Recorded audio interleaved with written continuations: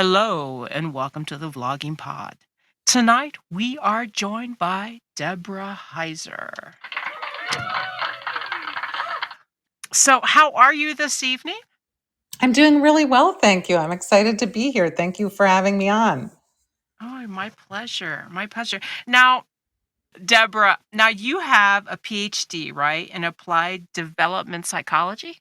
Yes, yes. Tell me a little bit how that relates daily lives of our listeners. So most people think of a psychologist as a clinical psychologist, someone who is looking at the pathology that we may experience in life. And I, as a developmental psychology, am looking at everything that we can expect in our lives, and I particularly focus on midlife and older. Well, probably right around my age. So that would be 40 and older. But most of us think of our lives that, we don't really think about all of the stages that we go through and the things that we should expect. And particularly in midlife and older age, we haven't really focused on that. So that's what I do. It's kind of fun because we have a lot of good things to look forward to. So not focusing on pathology, which hopefully none of us will experience, the things that I look at, we all experience. Mm. Now, you did write a book, am I correct, called The Mentorship's Edge? The mentorship edge, yes. So it defines mentoring. It's so loosely defined out there that a lot of people are using it in ways that it might not actually be an accurate definition of mentorship. And the book is really there to define mentorship because most of us are engaged in it and we don't even realize it. So we're not getting the benefits of, understanding that we are, in some cases, leaving an amazing legacy. And in other cases, that we've received actual mentorship that changes us. So I talk about what it is, what it isn't. I define it, and I give a lot of stories about what it looks like in real life, from astronauts to grandmas. Now, what inspired the book for you to write? So I was inspired to write about it because I had been talking to so many mentors out there, and most people don't think of the mentor. They think of the mentee and what a mentee can receive from mentorship.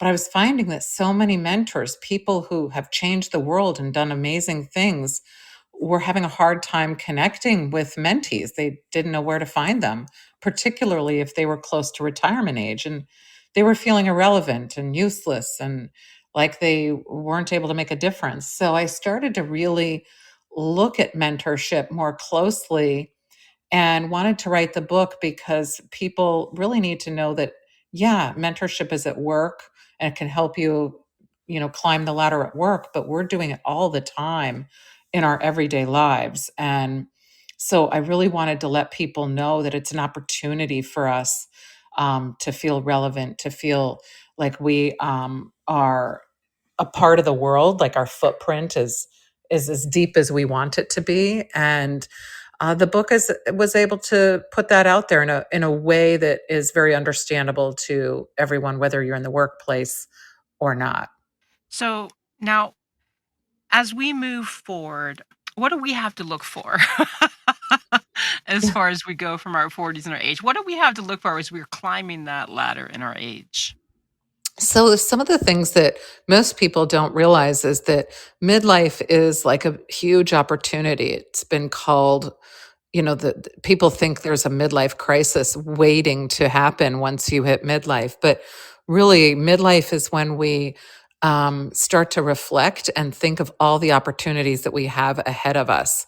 So I like to think about a lot of the examples of people that I've worked with or I've known who have said, wow, I was a teacher and I got to retire. And, you can retire after 25 years a lot of times. So you're not really very old at all. You're right in midlife. And people will say, I don't know what to do. I've identified as being a teacher my whole life. And it turns out that that is an opportunity for them to look to do whatever it was that they wanted to do but couldn't before because they were doing the job that they did. So in one case, a teacher became had always engaged in art, but she really engaged in that more fully. People have an opportunity to do things like volunteer, maybe travel with Habitat for Humanity, or do the things that were exciting and adventurous that they wanted to do when they were younger. And now in midlife is the time when people can do it. A lot of midlifers will start companies or businesses, big or small, and become entrepreneurs because they can, because their Rolodexes or contact list are big enough that people can seek mentorship from others to help start things and do things. Um, so one of the things that we can really look forward to is being happier as we get older. That, I always tell my students I'm in my 50s and they're in their 20s, and I say, you can run faster than me, but I'm happier than you. And we can expect to get happier and more fulfilled the older we get. That does not go down, that goes up as we get older. And so those are some exciting things that we can look forward to. Well, you and I share the age bracket, then I'm in my 50s as well. So, now you say that you teach, you have students. So what part of your career do you teach? I mean, I know you're a PhD, but do you vary in different things, or is it just on your PhD background? So I'm an adjunct professor at a university, and I teach right now gender and prejudice in the psychology Ah, department. So I was fortunate and in midlife decided this is something I want to do. And I did it. So I did that when I was about 50 and maybe 49 or 50 when I decided to teach. And that was because I had the luxury to be able to do that. My kids were older. The work that I was doing, I teach early in the mornings so that I'm home by the time most people start work. And mhm. that gave me, it was really like a new beginning. I thought I'd just try it out, and I've been doing it for more than 7 years now. So um, I teach whatever class they need me to, but I've been teaching those two subjects for a while now. Wow. There's a lot of that going on right now in our society. I won't jump down that well of, politics, but there's a lot of that, going on in prejudice, especially according to genders. Well, let Um, me just say one thing that is that we are all prejudiced against ourselves, our future selves. mm, Ageism is one of the biggest prejudice that we hold, and students are always surprised when I bring that up. So it's interesting that we hold a prejudice against ourselves. I agree with that. I think we find the biggest fault in ourselves more than anyone else does. Well, it's everywhere, but it's not just one or two things that we have prejudice for. But age is the thing that I am most passionate about. And so, the interesting thing is I've been able to see over time how stigma and those sorts of things related to aging have shifted. When I first started in the field, age was something that if I Googled old man, the only picture that came up in the early 2000s was a picture of Santa Claus. And then it shifted. And if you typed in old man, it was terrible stories in the news and vulnerability and frailty. And if you type old man now, you're going to get a lot of pictures of smiling older men, and there's Mhm. less of those negative things that are out there. And since I started in the field of aging in the 90s, I've noticed that we are electing more people who are octogenarians or soon to be into, not just for president, but in other aspects and areas of, service. We're seeing CEOs and other leaders in other capacities who are older. We're seeing television shows with older adults who are leading in those roles. And so to me, it's very exciting to see this shift in what was once pretty negative out there turning much more positive. The actions are speaking louder than the words oftentimes. Right. Now, as we age, and you mentioned a very good, interesting point when we talk about the jobs that we hold as we get older, and you mentioned politics. I'm not going to go down that role, but Okay. when we talk about aging and having positions still, just a regular job or whether in power, do you recommend different things to keep our aging brains more active to be, because when we become more stagnant, it is harder to take in the new world, the new processes, the new equipment, and all this other stuff. Do you recommend different things to keep us more active as we aged in like current events and current processes? And I'm trying to think of all the little things here that we would want to keep ourselves in Yeah, touch. absolutely. We do want to keep more physically active, and that's hard to do. And I never realized how hard that was to do until I started working from home Mm, and I started to see that I didn't take a lot of steps during the day. And it can be really easy to fall into a very sedentary lifestyle. So one of the nice things is there are new sports that are really dominated by people who are midlife and older. Like pickleball became a big phenomenon, but getting out and just getting your steps in, that mhm. helps. Getting blood flow into the brain is huge for cognition. We want to really try to maintain just the minimum steps, if nothing else, or standing or doing as much as you can to maintain your physical abilities, because that blood flow in our body helps with our cognition. The other thing that I would say that people should be doing that maintains a healthy lifestyle is going to the doctor every year. And a lot of people don't do that. And when we do, we can pick up on things. If you get the whole wellness check, they're checking everything. They're checking your gait, your hearing, your vision, your blood pressure, your blood glucose level, and all of those sorts of things. And they compare it to the year before. And when you have that, you can see, oh, I am gaining weight, or I Mm. am, you know, having a high glucose, high sugar levels. Maybe I'm pre-diabetic. You can do something about it before it becomes a problem. And so those are ways that we can stay healthy. I know that everybody's already said them before, and those are kind of boring. But those are still the tried and true ways that we can maintain our cognition and our physical health. Right, I agree with that. My father passed away 2 years now, and my mother's lived with me since. Well, she has her own apartment across from my she shed where I'm at right now, my studio.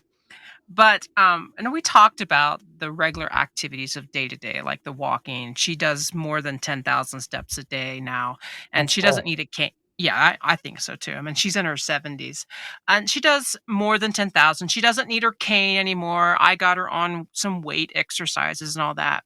But I guess my question, and I didn't want to stop you because I do think it's very good to keep active for your cognitive abilities as well. But what I was talking more was about like for mental activities, like, I don't know, reading or investing some time into computer skills or stuff like that to be able to keep your mind alive too, not just the physical. Do you recommend stuff like that as well as we age? Oh, well, yeah, absolutely. I mean, be as active as you can, in as many ways as you can. Like, do not doom scroll on social media all day. That is not a good idea. You Um, should have told me do that earlier. do you have to read? A lot of people uh, have decided, hey, maybe I want to do audio instead. mhm. A lot of people will do podcasts. You're still taking in information that way. Put that on Yes. while you're walking. You can do two things at once. So, if you say to yourself, I was never a reader, I don't want to start reading, but I don't mind listening to things while I'm walking or doing things, Mm, around the house, do that rather than doom scrolling. And the other thing that's huge is maintaining social connections. Now, mhm, if you are on social media and you are connecting with people and really active, that's one good thing. It's better if you're in person with people, because that is a way to combat loneliness and other things that can actually affect your health.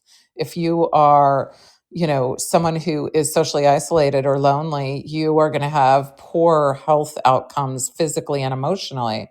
So, getting out there and getting in your community, doing things that are out there. It could be faith based related, it could be that you join the Rotary Club, that you are doing something where you're with other people and that you're doing something productive is very good for your physical and emotional health. Right. Well, I think when you talk about doom scrolling, it's kind of hard right now. It really is. There's so much going on right now, and as we talk about aging and prepping for as we get older, those things seem to be affected by doom scrolling today. Oh, of course. I'm trying not to go down that negative well. I'm sure you know what I'm referring to. So I'm trying to stay away from that. But it is so hard, especially when you talk about doom scrolling. And what I do and what you do, we have a lot of social media because like even with these podcasts, we connect with our guests. We have to research our guests, which is a lot of social media time. And it's very hard not to fall down through that web. And also, a lot of the times when we scroll, it's good to stay informed to know what's going on and Oh, yeah. how to engage. So it's very hard on the disconnect. But when we talk about aging in a normal day to day, let's exclude anything abnormal happening right now. But in a regular day to day, how would you suggest someone entering, let's just say, like pull an age bracket out of my back, about 60s going into 70s, how would you recommend them to go about getting ready for their retirement years? Mentally, So physically? the first thing I would say is, and this is a hard one for a lot of people. And, everybody struggles with this. I do too. I have to make sure that I'm always on top of this. And that is to make sure that your identity is not your title. You don't use your identity as your business card. And it's very hard for us to disentangle that. A person will say, I'm a teacher. Hi, I'm, so and so. This is who I am. And it's their job. And if we're identifying ourselves with our job, it's harder to retire. So if you can beforehand, before you retire, start to say, who am I outside of work? Oh, I'm somebody who's a community member. I'm somebody who's involved in a faith-based, activities or organization, or I'm somebody who is a, pickleball player. I'm somebody who enjoys, being a Rotarian or whatever it is.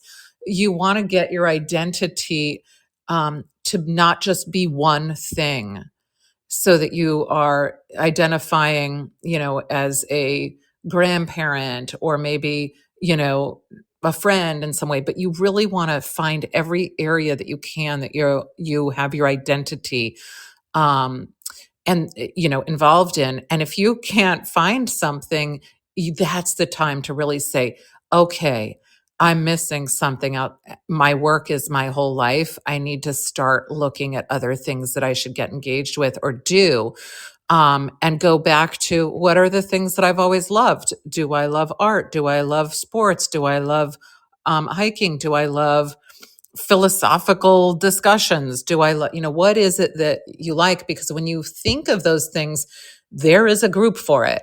There are other people who are out there who are interested in that. If you say, I've always loved animals, well, there's plenty of places to go and get involved in that. So that's the first thing I tell people, is to make sure that you have a clear sense of your identity as being something in addition to your work title. And then finances tend to be the last thing that bother people. And I've talked to so many people, and finances is not the scariest part for them. It is that they retire and they say, I I don't know what my purpose or value is in life, and what have I done? Is there meaning there? They will feel maybe lost for a short amount of time and saying, well, what do I do with myself now? And the best thing to do in that case is to obviously like look at your identity and who am I and what do I want to be, but look at all of the doors that are open for you now. It's the prime time for opportunity. This is the time that most people say, wow, I've never had such an exciting time, because people in this time period are physically still in good shape and feeling good, and there's energy and the ability to go do whatever they want to do. And most of those things that people want to do are not bank breaking activities. They are things like being socially active in the community, maybe taking on a role that makes impact somewhere. Maybe it's starting a company, but we have the energy and ability to do that in midlife. So I suggest to people they start to think of those things. Where do you see yourself when you're retired? What do you envision yourself doing after the 2 weeks that you play golf or sit on the porch or go on a vacation? What do you want to be doing and who do you want to be doing it with? And how much time do you want to be spending with that person? And even if it doesn't look exactly like that after retirement happens, you've already started the process of thinking of yourself outside of being a working individual. Hmm, that's interesting. So now, how do you teach the blueprint to find a success pronunciation? I'm getting a little jittery there through mentorship. So if I'm trying to tell people about mentorship, I let people know that it's actually something that's defined and we're built to do it. We're built to do it by midlife. By 50, we should really be engaged in it. And there are very few people I meet that don't have this pull. And when I talk about it, you may say, "Oh yeah, I've had that sort of itch to do this." And it'll feel like people will call it a symptom or an itch. But the first thing with mentorship is that we um, we engage in it through generativity, which is a life stage. It's an emotional life stage. So mentorship is an emotional interaction that we're built to do, just like walking and talking when we're little. So we will have a desire to want to give back because it's like we're filling containers our whole life with all of our expertise and our knowledge and our skills and our value and our culture, and we want to give it back. And some of those things are really natural to us, like religion has been passed down for centuries. That's mentorship. Any of Mhm. the traditions and values that you hold in your family are passed down from generation to generation. And we'll have an itch to do that, to pass that down. We'll want to give back to others what we think is, pretty amazing. So if you can imagine every holiday that you get together, there's usually almost like a script. The food is the food. You have a certain rituals that you go through, and these things matter to us and we pass it down. We usually do not reinvent every holiday when it comes around. So that can be in things that we feel very important to us, like our culture and values, but it could be an expertise as well. And that is endless. So the first thing we need is generativity, that we want to give back. The second thing that we need to have is that we are meaningfully connecting with somebody. And that means that we actually care about the person that we're connecting with. That it's like if you meet somebody and you say, that's not exactly somebody what I want to hang out with. They're a perfectly fine individual, but I don't really feel that connected with them. You're not going to really become a close friend with that person or even maybe an acquaintance, even though they're a fine individual. Well, the same is with mentorship because the generative person who wants to give something back needs somebody who wants to receive it. And if you don't have that, you don't have mentorship. It also has to be intrinsically motivated. If you are getting paid to mentor, you are not a mentor. That is because we need to have that come from within us. So it would be like saying, "Hey, would you like to go volunteer your time at a soup kitchen, giving out food and beverage to hungry, thirsty people?" And if you said, "Yes, I'd like to," you're not getting paid, but you feel so good doing it. Well, imagine you're on your way there and I called you and I said, "Hey, turn left and go volunteer your time at Starbucks instead." And that giving out food and beverage feels very different if you're doing it at a place where you would expect to get paid. So Mhm. we need it to be intrinsically motivated. We also need to trust the person. So if I feel like I'm going to give you all of my information and knowledge, and then you're going to run away with the idea and go start a company, that's going to stop me from wanting to mentor you. Likewise, if you are saying, "Gee, I don't want to tell her all of my vulnerabilities or the things that I don't know, because either she's going to judge me, or if I'm at work, she's not going to give me a promotion, or she's going to go tell everybody about, how I don't know how to do things. So that trust is a huge factor. And finally, there needs to be a goal. So it doesn't have to be a big goal. It could be, hey, show me the lay of the land of this office place. And then you're good to go after that. You never need to get mentorship again.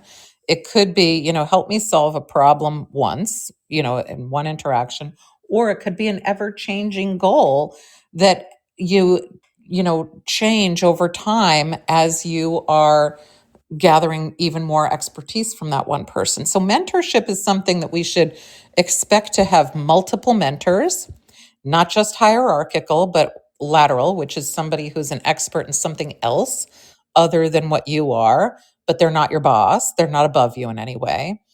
And these individuals should be in our lives, in every single capacity that we can imagine, because that's what makes us feel so good. So mentorship is not a job related thing. It is an everything kind of thing. Hmm. So basically, this is my interpretation. Mentorship is a willingness to give of ourselves and a willingness to receive from others. Would you agree? Absolutely. Yeah, Ah. it is both of those. And just to reiterate, it is not something you get paid to do, or anything, Mm, that you should expect an award for. You could do it without anybody even knowing it. right. So, as our last question of the evening, as we age, can you explain how this may bring generations together to work or to solve challenges together? Well, as we age, we, want to interact with others, and we can obviously do that, through mentorship where we make change generationally. We see that in households all the time, and in families and in communities when people are passing down, every community has a culture, and that gets passed down from one generation to the next. Traditions. If you're in the workplace, that could be passing down the traditions of the workplace to the next generation, or the expertise. But it's really the interacting with other generations that is so important with a lot of our connections. We see how that can be a breakdown if we're not doing that well. That's when we got the okay boomer saying, and people who are really sort of resenting some of the ways in which other generations are interacting. And so it's very important to engage communities intergenerationally so that we don't have that kind of breakdown. Hmm, We're very also just interesting. one other point to make with that is that if we're not doing that, if we are not engaging in intergenerational interactions, we're burning down libraries. And the libraries Mm, are us, our expertise, all of the things that we hold valuable get burned down every time we do not engage with that generation. right. Well, even that, people from different backgrounds and stuff can give as well to that, not just our own parental or grandparents. Oh yeah. If you extend yourself even beyond that to just a whole mix of different, like the melting pot that we are here in America.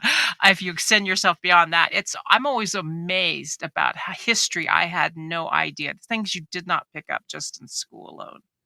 Oh, absolutely.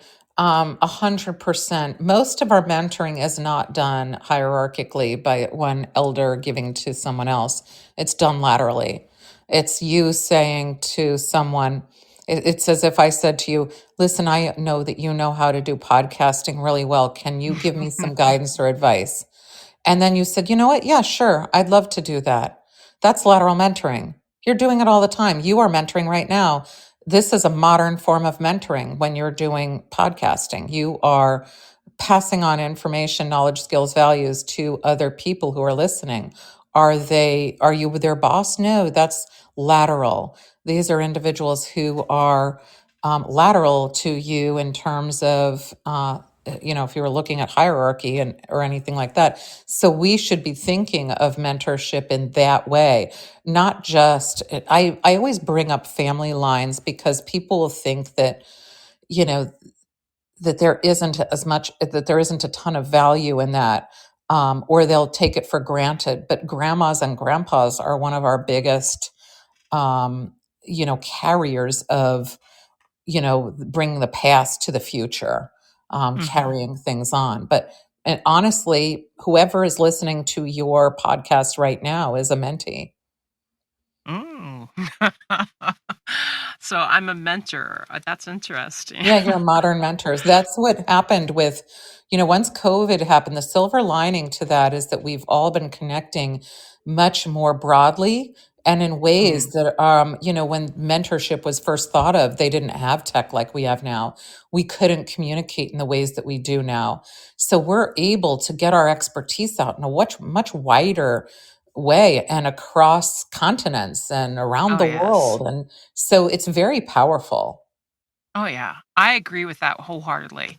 I know we talked about a little bit about doom scrolling, but um, if you open yourself up as far as even social media, as far as globally, it is astounding.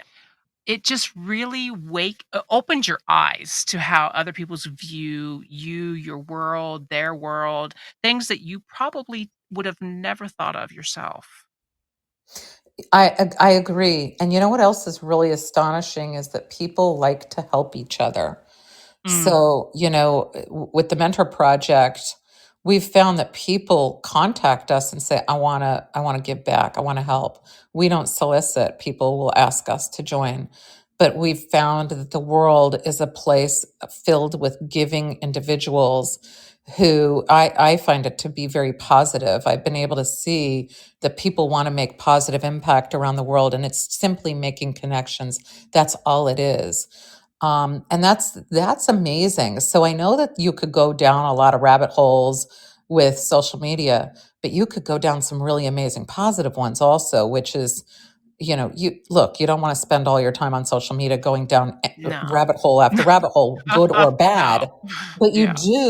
you can see in many cases ways in which social media can be an avenue for change and growth, like listening to podcasts or Mm. going on and getting information from even YouTube. If you can go on there Oh, and yeah. learn something, that is a new way of getting information that is just absolutely amazing that we couldn't do before. Well, I agree wholeheartedly. I have gotten a lot of information from social media that have inspired podcasts. I do some podcasts all by myself outside of guests. So, and then I'll go do some research based on what I hear. And I find that extraordinary. Things I would have never thought about before. And it'll be Yeah. like, wow, that would be a great dive to plunge myself into. So I agree Yeah. wholeheartedly. It's a vast bit of information and people may not realize that they're mentoring you by giving you information like that in order to expand your own mind and do what I'm doing as far as podcasts to branch off on what they just gave me. They might have gave me one sentence and that gave me a whole couple of paragraphs to push Yeah. into a podcast. So You're yeah. so right. And as soon as we start acknowledging that, so every time a person comments, you get to see if there was impact made. Like there Mm, can be impact made without that, but it allows you to feel it, allows the other person to say, I'm acknowledging that I got something, and vice versa. So that way of communicating is another way of allowing people to see and acknowledge when they've learned something. So those comments have power in them when you're able to, let a person know what you think about something. This resonated with me. I got something from it. You can either, like it or comment on it to say how or why. And, we really do not acknowledge the power of that. We may, think of it and take it for granted that that's just an extra thing people can do if they feel like it. But we really thrive on knowing when we make impact. mm, And we also feel really good when we know that we've connected with somebody and we can show that. It ends up being a good feeling that people often don't know. They'll say, "Oh, I'm not gonna engage in that way." But when people do, they often feel really good about it right. I on agree with both that. ends. Oh, I agree with that. I want to thank you so much for being with us tonight, Deborah. It's been a very informative conversation. I've been delighted to be here on here with you, so thank you for having me. Oh, anytime, anytime. I want to thank our listeners. As always, until next time, guys, bye bye for now.